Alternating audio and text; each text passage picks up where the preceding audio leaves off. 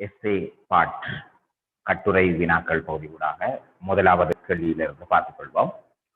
முதலாவது வினா, ஏபிசிடி என்னும் நீளா இழையின் முனைகள் ஏ, ஆகிய ஆனவை சீலிங்கள் ஒரே கிடைமட்டத்தில் இரு புள்ளிகளுக்கு இணைக்கப்பட்டு B,Cயில் 4 கிலோகிராம் கிலோகிராம் திணிவுகள் தொங்கவிடப்பட்டு தொகுதி சமநிலையில் உள்ளது.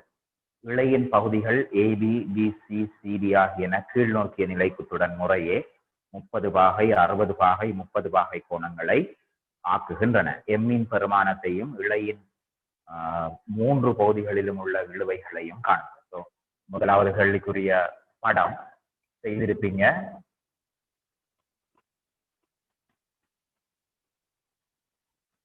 இழை முதலாவது கீழ் நோக்கிய நிலைக்குத்துடன் என்றால் இப்படி, இதோட ஃபர்ஸ்ட் ஒரு 30 பாகை கோணத்தை அமைச்சிருக்குது.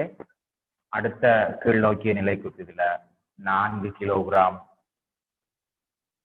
என்று வந்தால் 4G என்று போடலாம், அல்லது 40 நியூட்டன் என்று போடுங்க. இதுல 60 பாகை கோணம் என்று இரண்டாவது சொல்லி இருக்கிறார். இதுல M கிலோகிராம், mg அப்படி என்று போடுங்க. அடுத்தது இதுல நிலைக்குத்தோட அடுத்த கோணம் 30 பாகை அமைக்குது அப்படி என்று சொல்லி போட்டிருக்கிறார்.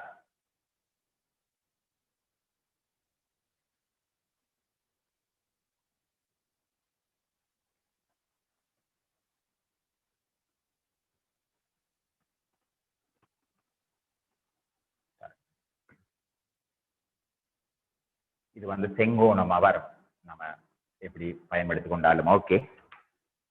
கோடுகள் எங்களுக்கு அது ஒரு இஷ்யூ அல்ல. இதுல ஒரு இழுவிசையில ஒரு T1 குறிச்சு கொள்ளுறேன்.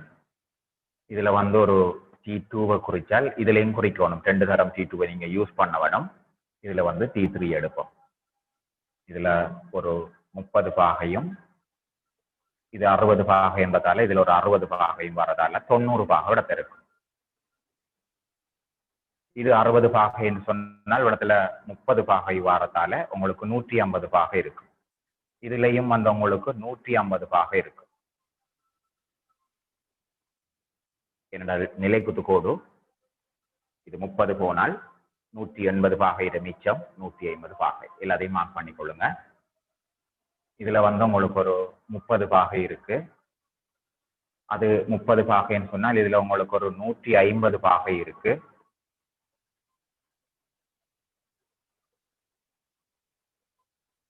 இதுலயும் 120 பாகைக்குரிய அளவு கோணங்களை பார்த்துக் கொள்ளுங்க.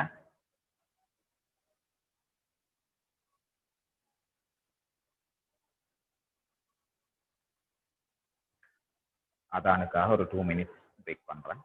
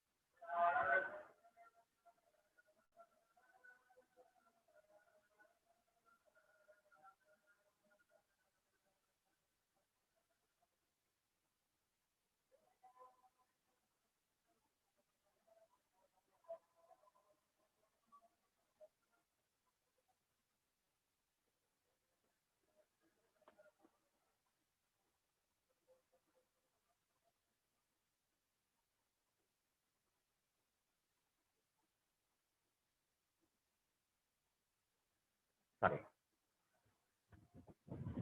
இது நீங்க செஞ்சுதான் இருப்பீங்க. பி இந்த சமநிலையை எடுத்தால் இலாமையின் தேற்றம் 4Gக்கு மேல 150 பாகை, T1ல 60 பாகை, T2விலையும் 150 பாகை. ஸோ அதை சரியா எழுதியிருக்கேன். கீழே இருக்கிற 3 கோணங்களையும் கூட்டினீங்கன்னா 360 வரும். அதை தேவைன்னா நீங்க பிழை வரும்போது செட் பண்ணி பார்க்கலாம். 150, 150, 300, 60, 360. 150 பாகை 30 பாகைக்கு சமன் அரை, 60 பாகை வர்க்கமூலம் 3/2. இதுவும் 30 பாகைக்கு சமன். 2 மேல போகும் 8G, 2 மேல போகும் 2 மேல போகும். அதுல சுருக்க விட இது. இனி சி இந்த சமநிலையை கருத்தில் எடுத்தவன் சொன்னால்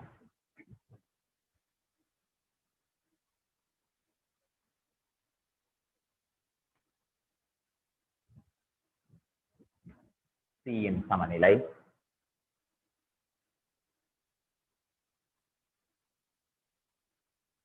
இதுல T2க்கு ஒரு 150 பாகை இருக்கு.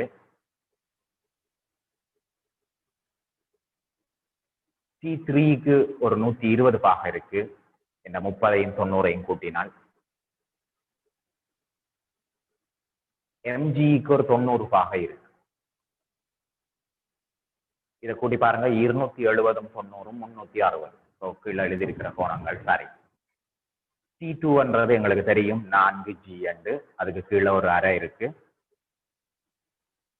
T3 என்றது தெரியாது. இது 60 பாகைக்குரிய விடையா இருக்கிறதால வர்க்கமூலம் 3/2. sin 120 பாகை 60 பாகைக்கு சமன் 180 பலன். MG ஒன்றுதான். இனி சுருக்கினா சாரி, இதுல காண வேண்டியது T3ஐயும் M-ஐயும். இதை மேல கொண்டு போனால் 8G என்று வரும். 2 T3 கீழ் வர்க்கமூலம் 3. இதுல MG அப்படி என்று வரும். இது ரெண்டையும் சுருக்கினோம் என்று சொன்னால் 2G சமன் 8G சமன்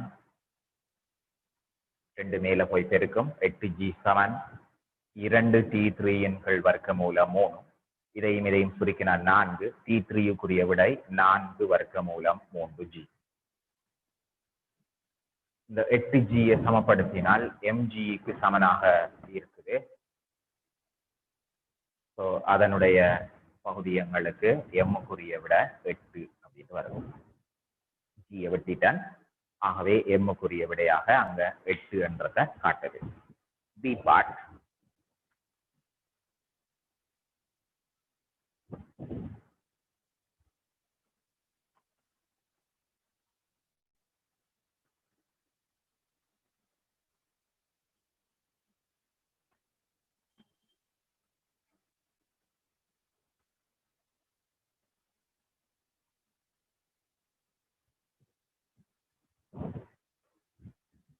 சில விசைகள் தந்திருக்கு. முதலாவது விசை நேர் எக்ஸ் அச்சு திசை வழியே முதல் குறிப்பிடுங்க. முதலாவது கேள்வியில பி பார்ட். முதலாவது விசை 4 நியூட்டன். இத குறிப்பீடு செய்யறதுக்கு எங்களுக்கு 4 பக்கமும் கோடுகள் இருந்தால் கோணங்களை போட்டுக்கொள்ளுறது வசதி. ஸோ அதனூடாக முதல் வேலையாக இப்படி செய்வோம். இரண்டாவது விசை 6 வர்க்கமூலம் 3 எக்ஸ் அச்சோட 60 பாகை கோணத்தை அமைக்குது. ஸோ இதுல வாரது 6 வர்க்கமூலம் 3 நியூட்டன். விசைகளை பிழை இல்லாம குறைங்க 60 பாகை. அடுத்தது 150 பாகையில 3 நியூட்டன் தாக்குது. இது 90 சொன்னால் இதுல இன்னும் ஒரு 60 பாகை ஒன்று வரும். அப்ப இங்க எங்களுக்கு 3 நியூட்டன் என்ற விசை இவ்வளவு 90 என்றால் இதுலயும் ஒரு 60 பாகை வந்துடும். இவிடத்த ஒரு 30 பாகை வந்துடும். ஸோ 150 பாகை மொத்தமா வந்துடும். எல்லாம் கிடையில இருந்துதான் நடக்கணுமா? அப்ப இதுல ஒரு 30 பாகை இருக்கும். பிரிக்கிறதுக்கு வசதியாக விசைகள் எடுத்துக்கொள்ளுறேன். 225 பாகையில 5 வர்க்கமூலம் 2. அப்ப இது 180 பாகை கோடண்டா இந்த 45 பாகைக்குரிய அளவு வரணும். இன்னும் 45 பாகைக்குரிய அளவு 5 வர்க்கமூலம் 2 நியூட்டன்.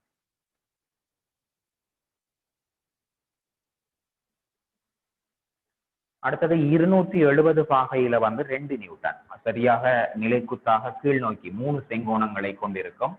90, 90, 90. அப்ப 270 வந்துடும். அந்த இடத்துல வார விசை 2 நியூட்டன் விசை இருந்திருக்கு.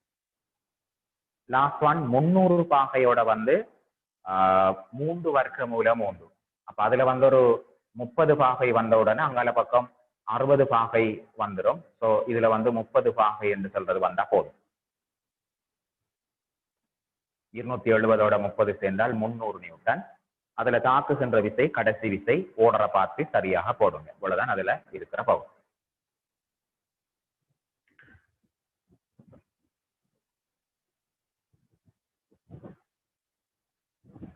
இப்ப கிடையாக பிரிப்போம். விளைவு காணணும். விளைவு காணணும் என்றால் உங்களுக்கு தெரியும், கிடையாக பிரிக்க வேணும், நிலைக்குத்தாக பிரிக்க வேணும், செங்குத்தான XYக்கு விளைவு காணணும். இவ்வளவுதான் கன்செப்ட். கிடையாக பிரித்த கூறுல எடுத்தோம் என்று சொன்னால் முதலாவது 4 நியூட்டன் வரும். இதை மடித்தால் 6 வர்க்க மூலம் 3 கொஸ் 60. இதை மடித்தால் 3 கொஸ் 30 மைனஸ் ஓர்டர் நீங்க எப்படி மடிக்கலாம். இதை மடித்தால் மைனஸ் 5 வர்க்க மூலம் 2 கொஸ் 45 பாகை. இதை மடித்தால் பிளஸுக்கு வரும். நிலைக்குத்தான விசை மடியாது. ஸோ சக 3 வர்க்க மூலம் 3 கொஸ்ல 60 பாகைக்கு மடியும். மடிக்கிற கோணத்தை சரியாக பார்த்து கொஸ்ல மடியுங்க. இதற்குரிய பெறுமதி என்று சொல்லி பார்த்தால் 4 வரும். 6 வர்க்க மூலம் 3 தர அரை வரும். 3 தர வர்க்க மூலம் 3/2 வரும். 5 வர்க்க மூலம் 2 தர 1/2 வர்க்க மூலம் 2 வரும். 3 வர்க்க மூலம் 3 தர அரை அப்படி என்று வரும். இதுல ஒரு 4 3 வர்க்க மூலம் 3 மைனஸ் 3 வர்க்க மூலம் 3/2. இதை சுருக்கிவிட்டால் ஒரு -5. இதுல ஒரு 3 வர்க்க மூலம் 3/2. இது ரெண்டையும் கட் பண்ணிக்கொள்ளேன். இதுல 3 வர்க்க மூலம் 3 சுருக்கப்படாது. 4 இதுல -5 வந்தால் ஒரு -1 வரும். இது கிடைக்கூறு. இப்படி வரலாம், வந்தால் குழம்பக்கூடாது. கிடையாக பிரித்த விடை சரியாக இருக்குதா அப்படின்னு சொல்லி பாருங்க. ஸோ அதனுடைய விடை வந்து அப்படி இருக்கும். இப்ப நாங்க நிலைக்குத்தாக பிரித்த கூற அவதானித்துக் கொள்வோம். அளிக்கிறேன்.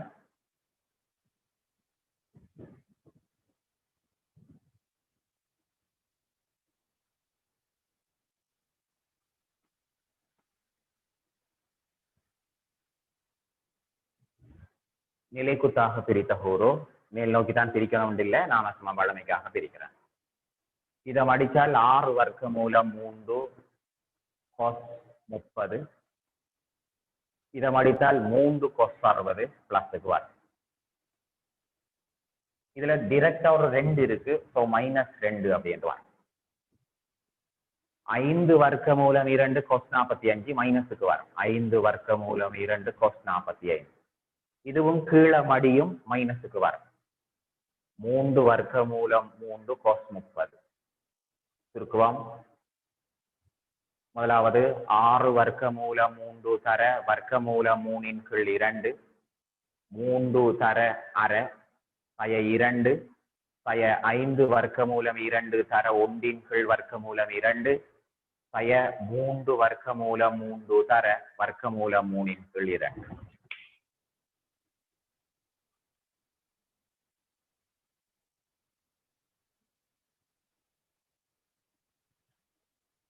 அதையும் சுருக்குவோம்.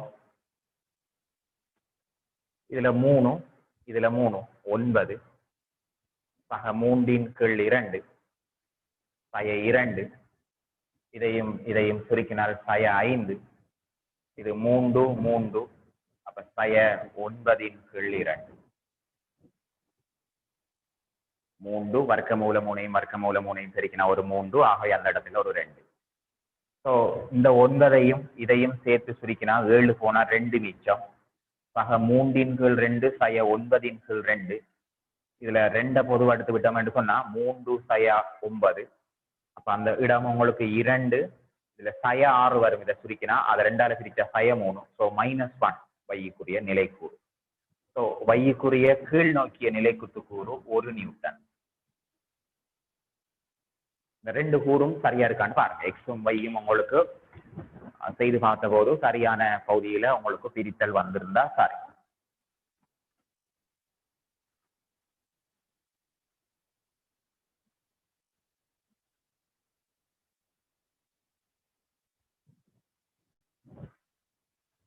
இப்ப விளைவுகளுக்குரிய பகுதிக்கு வருவோம். கிடையாக பிரித்த கூறு 3 வர்க்க மூலம் 3 1 கீழ் நோக்கித்தான் y கூறு 1 விளைவுள் இடையுடன் அல்பா r வர்க்கம் சமன் x வர்க்கம் சக y வர்க்கம் 3 வர்க்க மூலம் 3 1 முழுவதின் வர்க்கம் 1 வர்க்கம். இதை a மைனஸ் b முழுவதின் வர்க்கம் எடுங்க. இதுக்கு வர்க்கம் எடுங்க. 3 9 27 2 மடங்கு 3 வர்க்க மூலம் 3 தர 1. இதுக்கு வர்க்கம் எடுங்க 1. இதுக்கு எடுங்க 1. 27 இதுல வர ரெண்டையும் சேர்த்தால் 29 6 வர்க்க மூலம் 3. இது r வர்க்கத்துக்குரியது. r சமன் வர்க்க மூலத்துக்குள்ள அல்லது அரையாம் அடுக்குல போடுங்க. 29 6 வர்க்க மூலம் 3.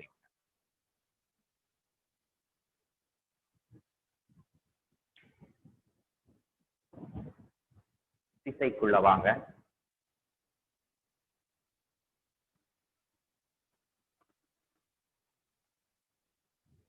திசை tan அல்பா சமன் y கீழ் x அப்படி என்று தெரியும். 1 கீழ் 3 வர்க்க மூலம் 3 1.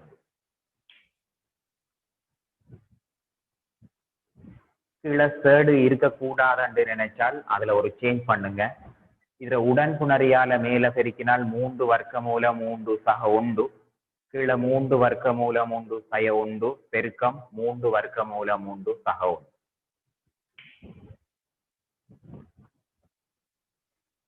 அது வெறுமன சுருக்கம் தான்.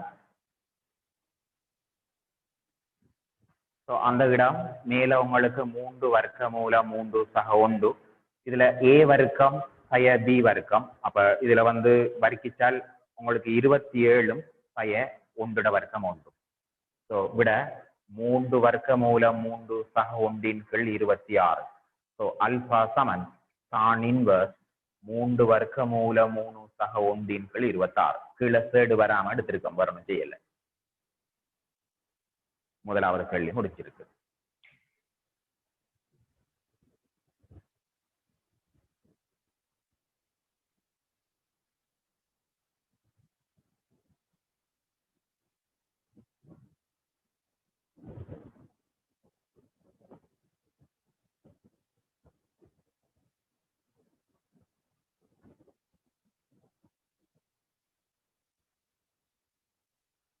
இரண்டாவது கேள்வி.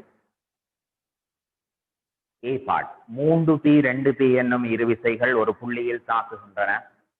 முதலாவது விசை இரட்டிக்கப்படும் அதேவேளை இரண்டாவது விசையுடன் 20 நியூட்டன் சேர்க்கப்படும் போது விளைவுகளின் திசை மாறாது. இணைகரத்துல செய்யுங்க, லேசா செய்வீங்க. அளிக்கிறேன்.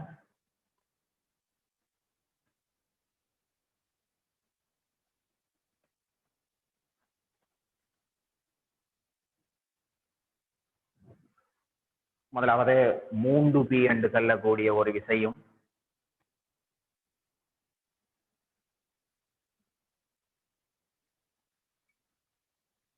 2p என்று சொல்லக்கூடிய ஒரு விசையும், அதை விட இது நீளம் கொஞ்சம் சிறுசா இருக்கும்.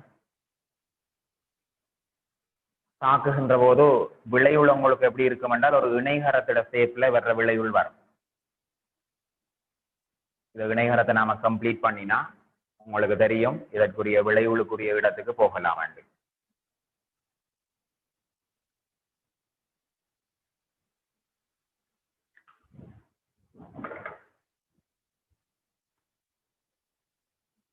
படத்துல வந்து லேசா வரும்.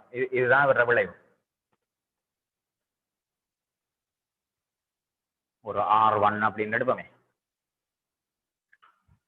இப்ப விசைகளை அதிகரிப்பு செய்கிறார்.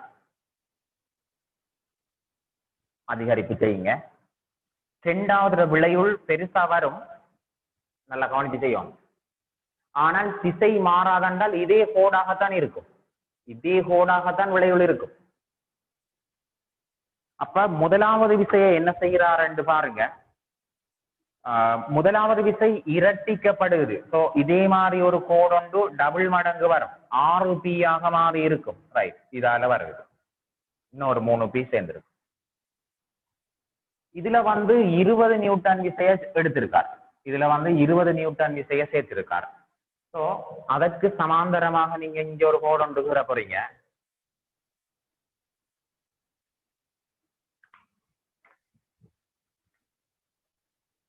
அதுக்கேற்ற மாதிரி தான் அந்த 20 நியூட்டன் வரும். ஸோ அந்த பகுதி கூடாக கிடையாக நீங்க ஒரு கோடு ஒன்றை கூறினீங்க என்று சொன்னால்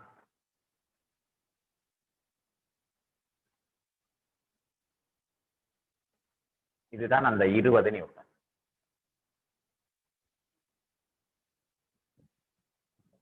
இந்த முக்கோணிய பாருங்க.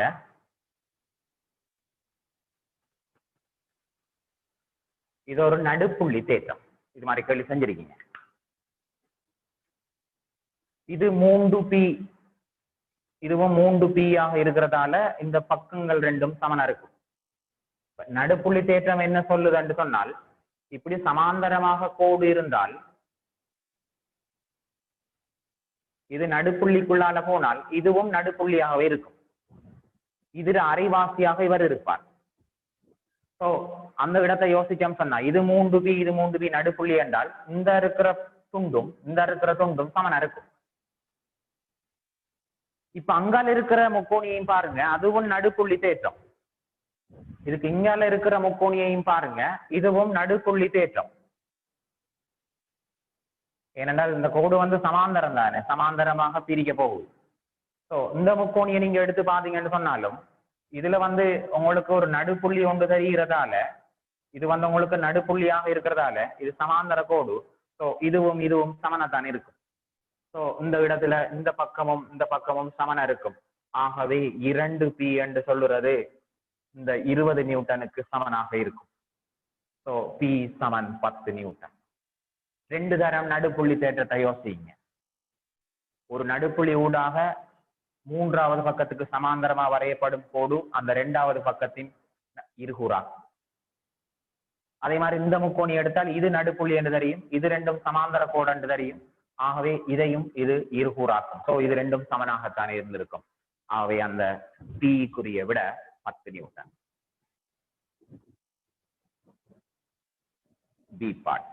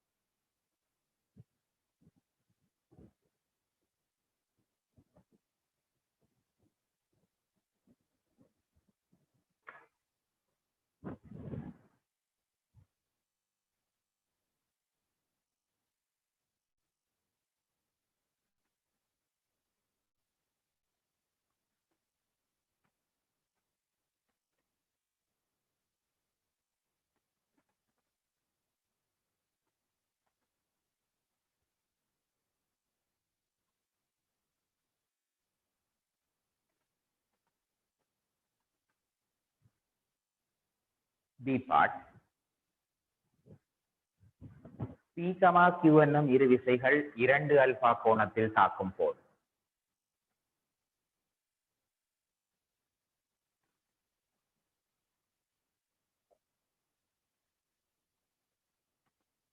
ரெண்டு அல்பா முழு கோணம். இதுல விளைவுள்ள பருமன் இது மாதிரி கேள்வி செய்திருக்கீங்க. n-1 into p. அதே 2 விசைகள் 2 பீட்டா இடைக்கோணத்தில் தாக்குகின்ற போது இதுல விளைவுள்ள பருமன் n+1 into p.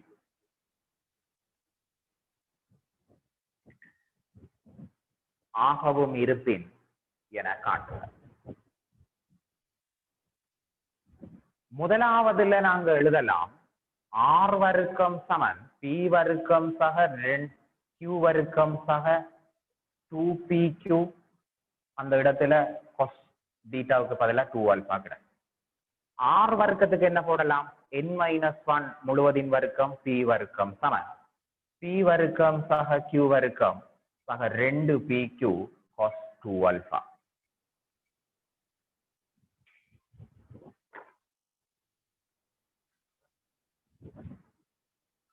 இரண்டாவதுல எடுக்கலாம். r வர்க்கம் சமன் p வர்க்கம் சக q வர்க்கம் சக 2pq அந்த இடத்துல cos 2 பீட்டாவை போடலாம். இது 2 பீட்டா, இது 2 ஆல்பா முழு கோணம்.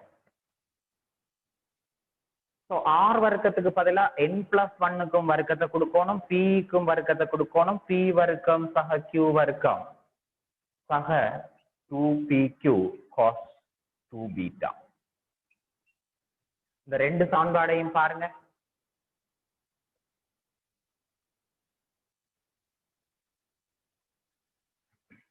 இந்த ரெண்டு சமன்பாடுல ரெண்டு விஷயத்தை நீங்க யோசிக்கணும். கேள்வி செய்யக்குள்ள நிறைய பேர் செஞ்சு பார்த்திருப்பீங்க, செய்யப்படாமையும் போயிருக்கு.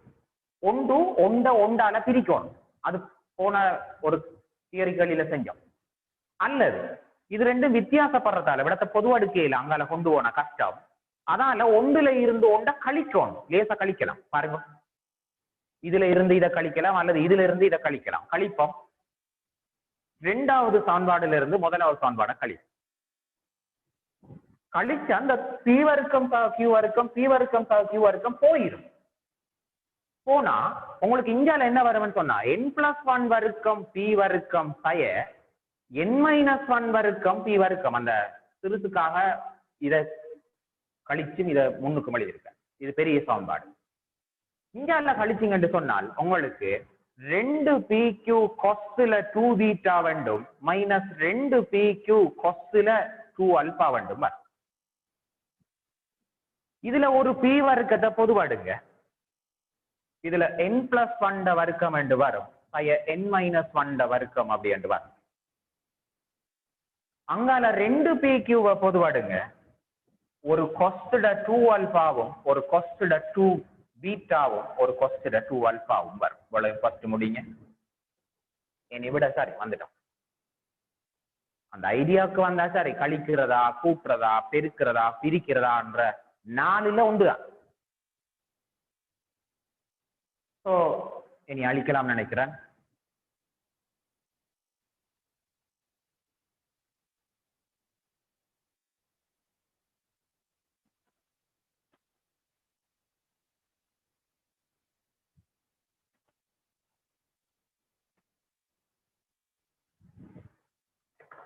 இப்ப ஒரு p வர்க்கம் இருக்கு, அங்க வெட்டலாம், இருந்தாலும் அப்படி எடுக்கிறேன். இது a வர்க்கம் சய b வர்க்கம் என்று சொல்லி நீங்க விரிச்சு எழுதினாலும் சரி, எப்படி எழுதினாலும் சரி. n வர்க்கம் சக 2n பிளஸ் 1 என்ற ஒரு துண்டும் மைனஸ் n வர்க்கம் சய 2n பிளஸ் 1 என்று ஒரு துண்டும் 2pq. இதுக்கு பதிலா இப்படி ஒரு வாய்ப்பாடு இருக்கு, உங்களுக்கு தெரியும். cos a minus cos b என்றால் 2 sin உங்களுக்கு அதுல பகுதியில a பிளஸ் b பை 2 என்றும் திரும்பியும் sin b minus a by 2 என்றும் வாய்ப்பாடு தெரியும். ஆகவே இந்த இடத்துல உங்களுக்கு 2 sin அந்த கோணம் 2 பீட்டா சக 2 அல்பாவின் கீழ் 2 என்றும் திரும்பியும் sin பின்னுக்கு இருந்து கழிக்கணும் 2 அல்பா மைனஸ் 2 பீட்டாவின் கீழ் 2. ஸோ இதுல உங்களுக்கு ஒரு p வர்க்கமும் அடைப்பு நீக்கம் செய்யுங்க. n வர்க்கம் சக 2n பிளஸ் 1 மைனஸ் n வர்க்கம் பிளஸ் 2n பிளஸ் மைனஸ் 1 அது சமன் 4pq என்று இருக்கும். சைன்ல இதுல ஒரு பீட்டா சக அல்பா இருக்கும், சைன்ல இதுல அல்பா மைனஸ் பீட்டா இருக்கும். சுருக்கினா சரி விட அவ்வளவுதான். இந்த n வர்க்கம் போயிரும், பிளஸ் 1 மைனஸ் 1 போயிரும். p வர்க்கம் தர 4n வந்திருக்கும், 4pq வந்திருக்கும். சைன்ல இதை நாங்க ஒரு அல்பா சக பீட்டா வந்து சொல்லலாம், சைன்ல இதை ஒரு அல்பா மைனஸ் பீட்டா வந்து சொல்லலாம். 4க்கு 4 வெட்டுங்க, இந்த Pக்கு இந்த வர்க்கத்தை வெட்டுங்க. ஸோ அதுல காட்ட சொன்ன இடம் அங்கால NP என்றது சரியா இருக்கு.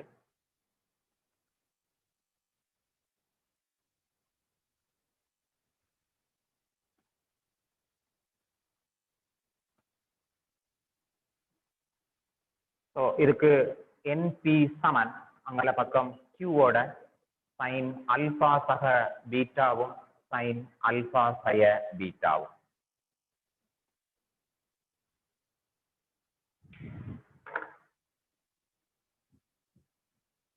மூன்றாவது கேள்வி.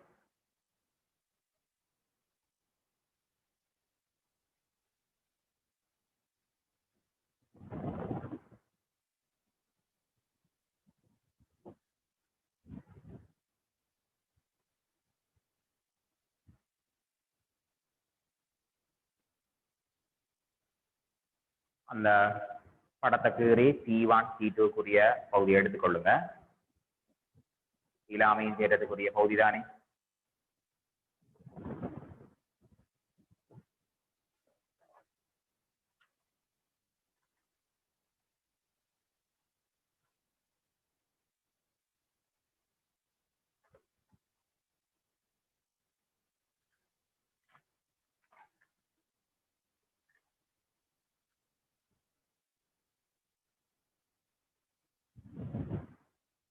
மூன்றாவது கேள்வி, நான் அதுல விடைகளை தாரன்.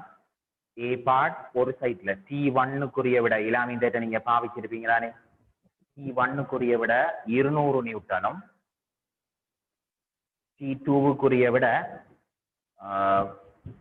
100 வர்க்கமூலம் 3 நியூட்டன். சரியான்னு பார்த்துக்கொள்ளுங்க. பி பாட்டை செய்கிறேன். ஏ பாட் சின்னொரு கேள்வி என்றதால நீங்க சாதாரணமாவே கோணத்தை போட்டுட்டு இல்லாமையும் தேட்டத்தை பாவிச்சா விட இருக்கும். B part.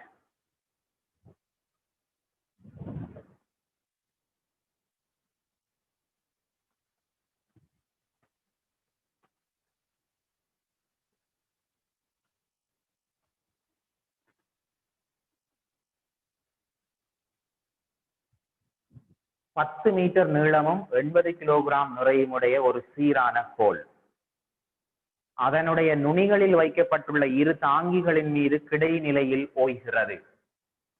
B part. ஒரு கோல் ஒன்று எடுத்துக்கொள்வோம். ஸோ இந்த நுனியில ஒரு தாங்கி இருக்குதாம், இந்த நுனியில ஒரு தாங்கி இருக்குதாம். சீரான ஹோல் என்றால் நடுப்புள்ளியில சரியாக நிறை இருக்கும். அது 80 கிலோகிராம் நிறை என்றால் அதை நாங்கள் 80 நியூட்டன் என்றும், இதுல 5 மீட்டர் என்று போடலாம். இதுல ஒரு மறுதாக்கம் இருக்கும், இதுல மறுதாக்கம் இருக்கும். இப்படி வச்சா மறுதாக்கம் ரெண்டும் சமனா இருக்கும்.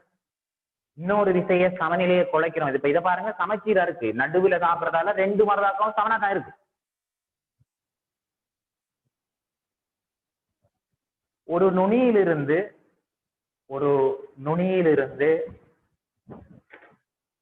அதுல 100 கிலோகிராம் நிறை வைக்கப்பட்டால், இப்ப இந்த நுனியில வச்சு கொள்வோமே, 100 கிலோகிராம் நிறை வைக்கப்பட்டால், 100 நியூட்டன் வைக்கப்பட்டால், இதுல மறுதாக்கம் வேற, இதுல மறுதாக்கம் வேற. அவ்வளவுதான். இத ஏ என்று எடுக்கிறேன், இத பி என்று எடுக்கிறேன். அதை நீங்க இந்தியாலையும் வைக்கலாம், அது பிரச்சனை இல்லை. இத ஜி புவிப்பு மைய புள்ளி என்று எடுக்கிறேன். நிலைக்குத்தாக பிரித்தால் இந்த மேல் நோக்கில இருக்கிற R1 சக R2 என்று சொல்லுறது கீழ் நோக்கி இருக்கிற 100க்கும் இந்த 80க்கும் சமனா இருக்கும். 180 முதலாவது சமன்பாடு. டிரெக்டா போடலாம், பிரச்சனை இல்லை.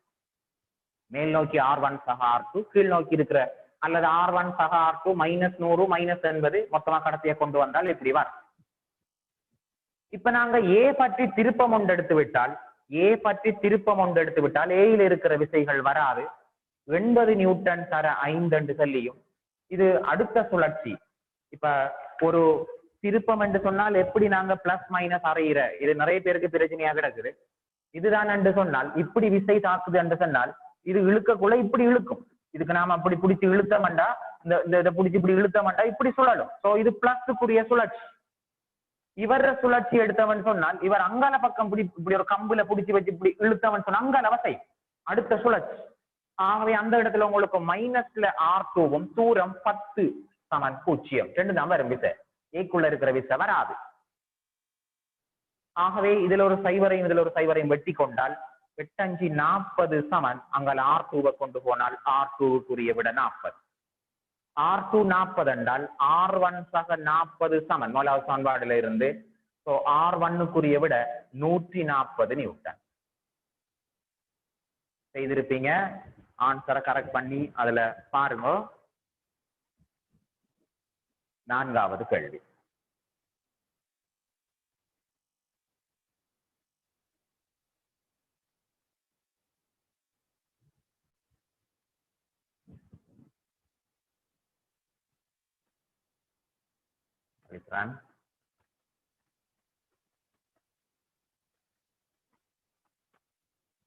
நான்காவது கேள்வி.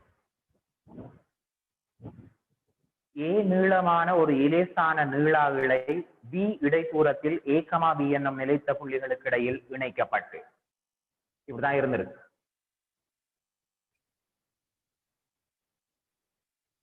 பி இடைத்தூரம்.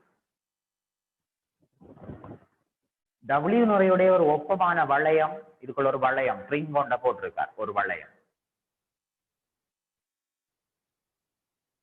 வலுவாறு தொங்க விடப்பட்டுள்ளது. இவ்வளையம் F எனும் கிடை விசையால் அத்தளத்தில் ஒரு பக்கம் இழுக்கப்படுகிறது. இப்ப இந்த பக்கம் F என்ற விசை கொடுத்திருப்பார். இதுல W இழுக்கப்படுகிறது. சமநிலையில் வளையம் B-க்கு நேர வருகிறான். படத்துக்கு இருங்க.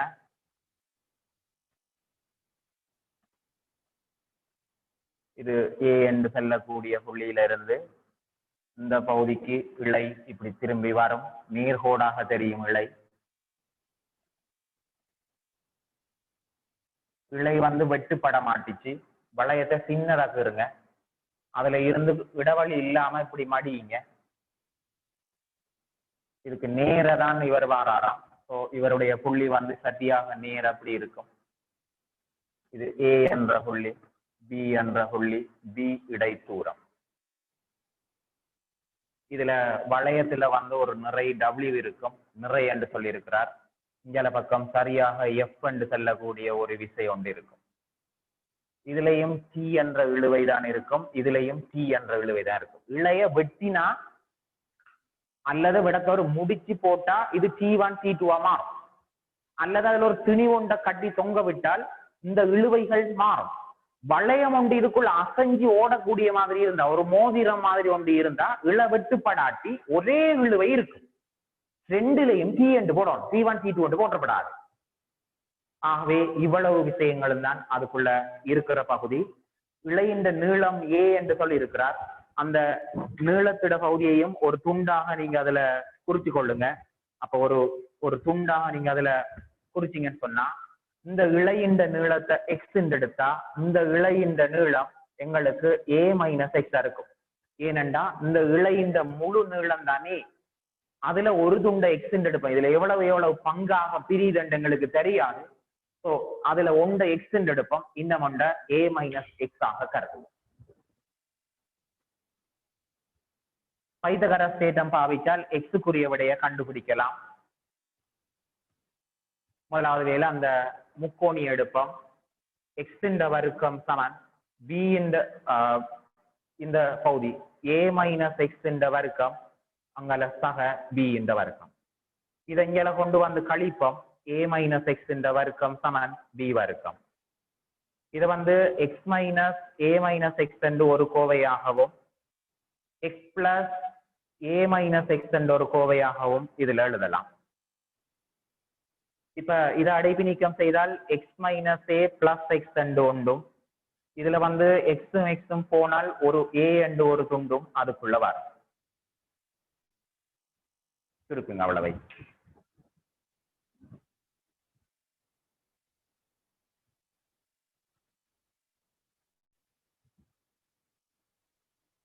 இங்கல 2x - A சமன் B வர்க்கத்தின் கீழ் அந்த A எஞ்சல கொண்டு வந்தா பிரிக்கலாம். இந்த a என்ஜல கொண்டு வந்தா பிரிக்கலாம். அந்த எக்ஸையும் எக்ஸையும் கூட்டினா 2x. 2x விட b வர்க்கம் கீழே a, இந்த a என்ஜல கொண்டு வந்தா சக a என்று வரும். 2x சமன் இந்த a அந்த a ஆல பெருக்கி விட்டால் b வர்க்கம் சக a வர்க்கத்தின் கீழ் a. ஸோ எக்ஸுக்குரிய விட மேல a வர்க்கம் சக b வர்க்கம் என்று சொல்லலாம், கீழே 2a. எக்ஸையும் கண்டுபிடிச்சாச்சு, அவளையும் முடிச்சு வைங்க.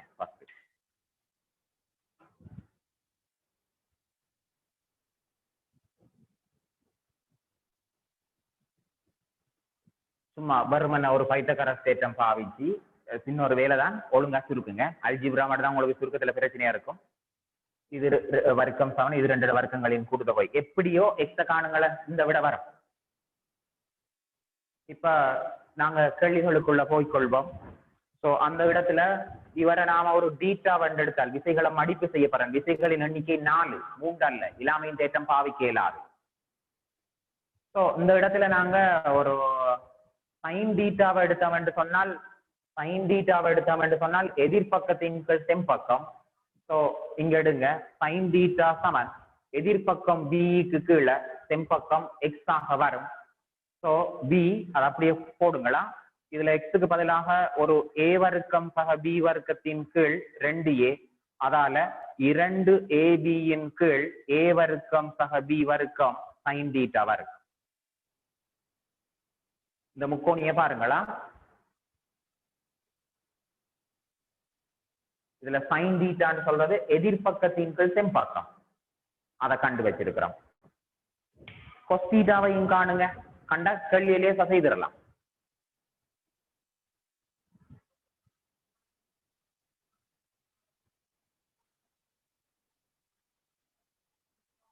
கொஸ் டீட்டா இந்த முக்கோணியில கொஸ் டீட்டா அது அயல் பக்கத்தின் கீழ் தென்பக்கம் a மைனஸ் எக்ஸின் கீழ் எக்ஸ். a மைனஸ் எக்ஸுக்கு பதிலா a வர்க்கம் சக b வர்க்கத்தின் கீழ் 2a, எக்ஸுக்கு பதிலா a வர்க்கம் சக b வர்க்கத்தின் கீழ் 2a.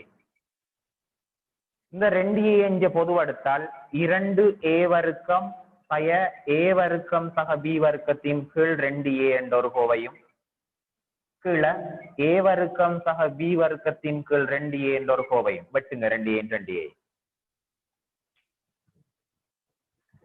இதுல கொஸ் தீட்டாவுக்குரிய விட இதுல ஒரு a வர்க்கம் கழிவாடும். a வர்க்கம் சய b வர்க்கத்தின் கீழ் a வர்க்கம் சக b வர்க்கம். ஸோ அடுத்ததை போட்டு வைங்க. கொஸ் தீட்டா சமன் a வர்க்கம் சய b வர்க்கத்தின் கீழ் a வர்க்கம் சக b வர்க்கம். இந்த சுருக்கங்களை ஒரு தரம் நீங்க திரும்ப செய்யுங்களா. ஏன்னா நீங்க உண்மையாக இதை எக்ஸாம் மாதிரி செய்து போட்டு விடைய ஸ்கீம் மாதிரி தான் ஒப்பிட்டு கொண்டு போகணும்.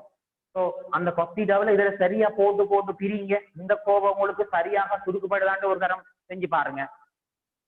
நான் செய்துட்டு போற மாதிரி விடைய செட் பண்ணிட்டு போகணும். இது எக்ஸாமுக்குரிய மாதிரி கேள்வி தந்திருக்கிறேன். ஸோ விடைய மாத்திரம் தான் நீங்க டெஸ்ட் பண்ணி எங்க பிழைக்குதுன்னு சொல்லி சரியா பார்த்து கொள்ளணும். ரைட், இவ்வளவு விஷயத்தையும் சரியாக செஞ்சிருந்தீங்கன்னு சொன்னா இப்ப நாங்க லேசாக விடைக்குள்ள போகலாம்.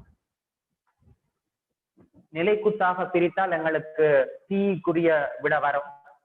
ஸோ இந்த தொகுதிக்கு நிலைக்குத்தாக பிரிப்போம். சமநிலைக்கு நிலைக்குத்தாக பிரித்த ஒரு பூஜ்ஜியத்தை தரும். இதுல ஒரு டி இருக்கு. இந்த டீயை மடிச்சு விட்டோம் என்று சொன்னால் ஒரு டி கொஸ் தீட்டா இருக்கு, மைனஸ் w, அது சமன் 0. கீழே w இருக்கு, f வராது. இதுல டி சக டி கொஸ் தீட்டா சமன் w. டீயை கண்டுபிடிப்போம்.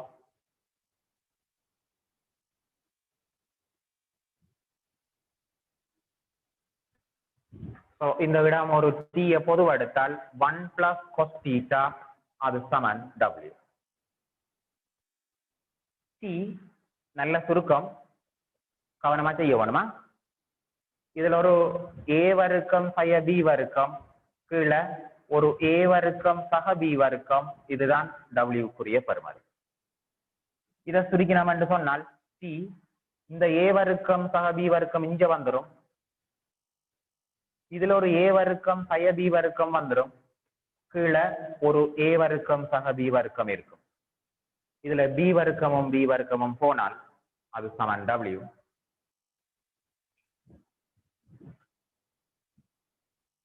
சொல்லி கொஞ்சம் பெருசு, நிதானமா செய்யுங்க.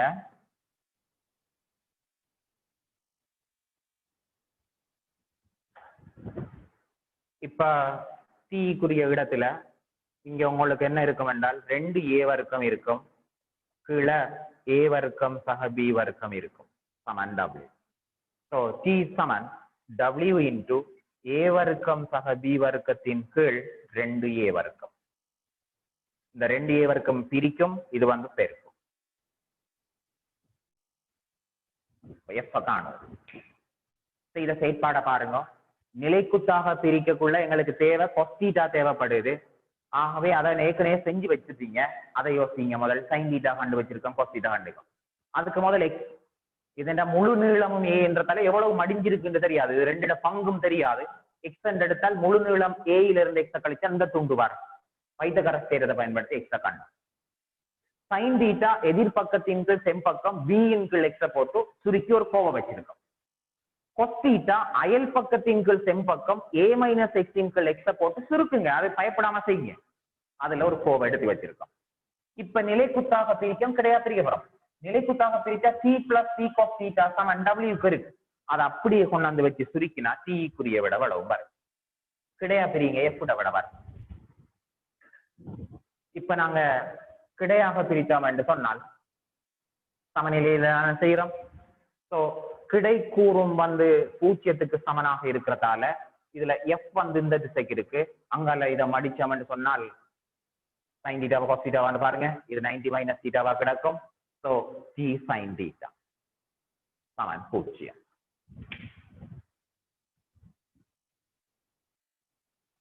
சோ அதற்குரிய விடை இந்த பகுதி f சமன் t sin θ. பிரதியிடுங்க. கேட்டகலிக்குரிய விட வரும். W இருக்கு, ஏ வர்க்கம் சக பி வர்க்கம் இருக்கு, கீழே 2 ஏ வர்க்கம் இருக்கு. sin θவுக்குரிய விட 2 AB இருக்கு, கீழே ஒரு ஏ வர்க்கம் சக பி வர்க்கம் இருக்கு. இந்த ஏ வர்க்கம் சக பி வர்க்கத்தையும் ஏ வர்க்கம் சக பி வர்க்கத்தையும் வெட்டுங்க. இந்த 2ஐயும் வெட்டுங்க. ஏ இந்த வர்க்கத்தையும் இதுல இருக்கிற ஏஐயும் வெட்டுங்க. எஃப்க்குரிய விட மேல ஒரு டபிள்யூவும் பியும் தான் மிச்சம். கீழே ஒரு ஏ என்ற பகுதி மாத்திரம் மிச்சம்.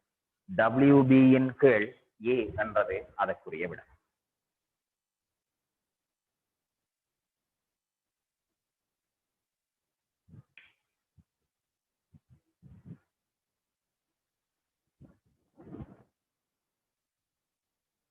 B part.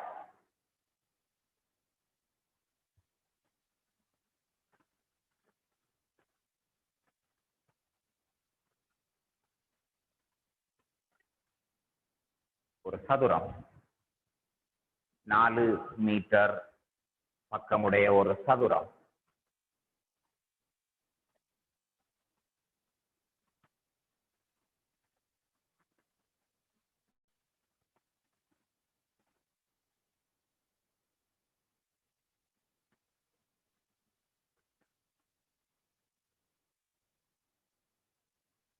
AB வழியே 10 நியூட்டன் குறிக்கிறேன்.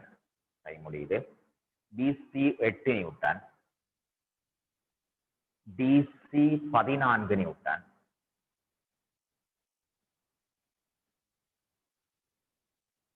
DA 4 நியூட்டன்,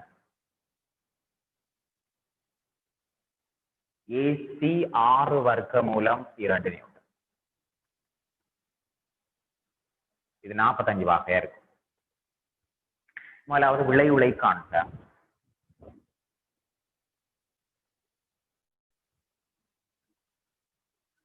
கிடையாக பிரிக்கிறேன். இதுல 10 வரும், மேல இருக்கிற 14 வரும். சக இது அப்படியே மடியும். 6 வர்க்கமூலம் 2 cos 45. 24 6 வர்க்கமூலம் 2 தர 1 கீழ் வர்க்கமூலம் 2 30 நியூட்டன். நிலைக்கூறாக பிரிப்போம். இதுல ஒரு 8 வரும், இந்த 4 சயவுக்கு வரும். இதுவும் 45ஆல மடியும். சுருக்குங்க 4 6 வர்க்க மூலம் 2 தர 1 கீழ் வர்க்க மூலம் 2 10 நியூட்டன்.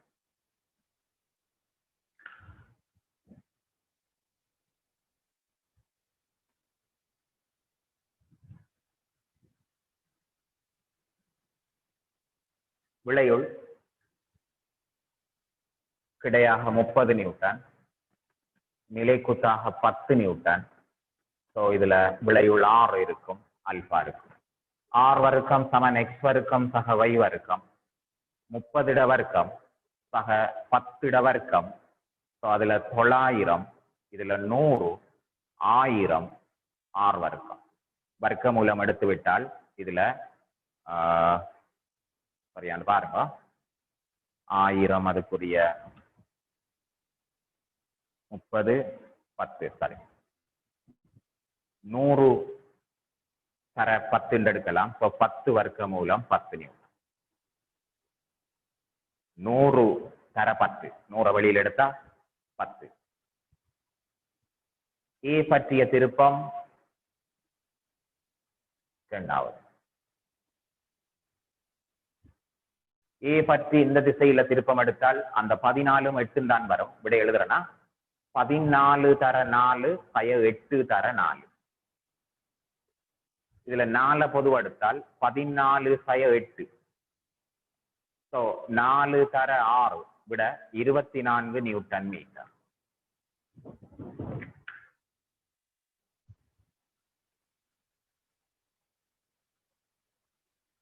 இரண்டாவது பி பற்றி ஒரு திருப்பம் எடுக்க சொல்லியிருக்கு. மூன்றாவது கேள்வி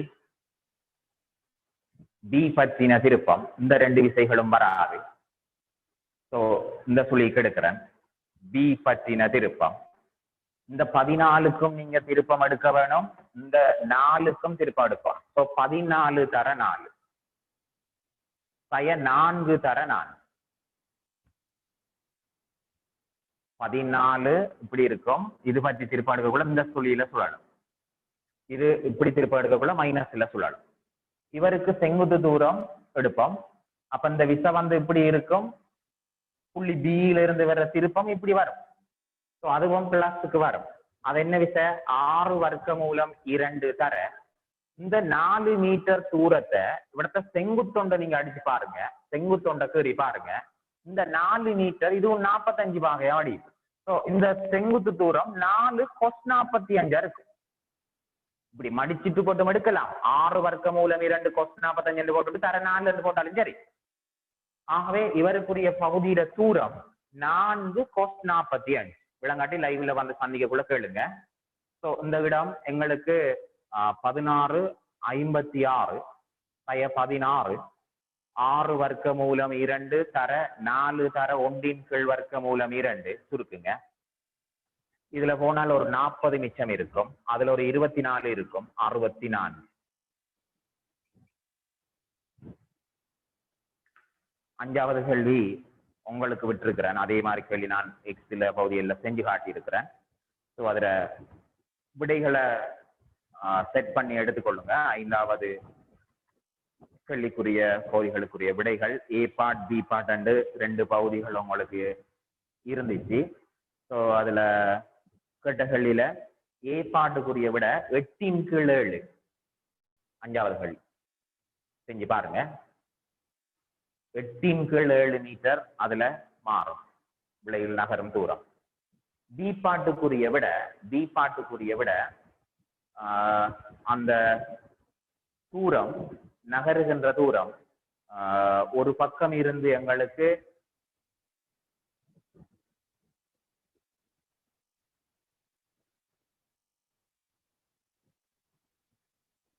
4 தீ இருக்கும் இடத்தில் 3 தீயும் 3 தீ இருக்கும் 4 தாக்குமனின் விளையுள் நகரும் தூரத்தை காண்கவா. விளையுள் எவ்வளவு தூரம் நகரும் என்று கேட்டிருக்கு. ஆகவே அந்த இதுக்கு விட 8 கீழ் 7 பி பாட்டுக்குரிய விட 2 மீட்டரால அது மாறுமா? இது 8 கீழ் 7 மீட்டர். செஞ்சு பாருங்க. ஸோ அது எக்ஸாம் ப்ராக்டிஸுக்கான கேள்வி. தியரி முழுக்க கம்ப்ளீட் பண்ணியிருக்கிறோம். ஸோ ஒரு யூனிட் முடிஞ்சிருக்குது. உங்களோட கிளாஸ் வந்து இப்போ ஆன்லைன் கிளாஸ் வந்து ஒரு புதிய டைம் டேபிள் ஊடாகத்தான் போட வேண்டி இருக்குது.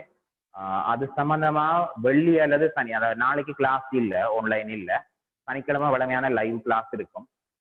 அந்த கிளாஸ்ல அல்லது உங்களுக்கு அந்த வாட்ஸ்அப் ஊடாக உங்களோட பகுதியில் உங்களுக்கு ஒரு புதிய டைம் டேபிள் அறிவிக்கப்படும். எல்லா டைமும் வந்து இரவு நேரத்தில் மாற்றுறதுக்காக தான் எல்லா டைமும் இருக்கு. ஸோ எல்லாருக்கும் அந்த டைம் டேபிள் பிரச்சனை ஈவினிங் வாரத்தால. ஸோ ஆன்லைன் கிளாஸ் வந்து சனிக்கிழமையில இருந்து அல்லது திங்கக்கிழமையில இருந்து வழமை மாதிரி புதிய நேரம் ஊடாக 7 மணிக்கு பிறகு அல்லது 9 மணிக்கு பிறகு, 9 மணியோட தூங்குறாக்கள் ஒருத்தரும் இல்லை தானே, ஒன்று அதுக்கு பிறகு அல்லது 7 மணிக்கு பிறகு டைம் டேபிள் அறிவிக்கப்படும். ஸோ நாங்கள் அடுத்து லைவ் கிளாஸ் சனி ஞாயிறு ஊடாக சந்திப்போம். ஸோ அதை அந்த வீக்லேயே ஆன்லைன் கிளாஸ் ஊடாகவும் சந்திப்போம். அடுத்த கிளாஸ்ல சந்திப்போம்.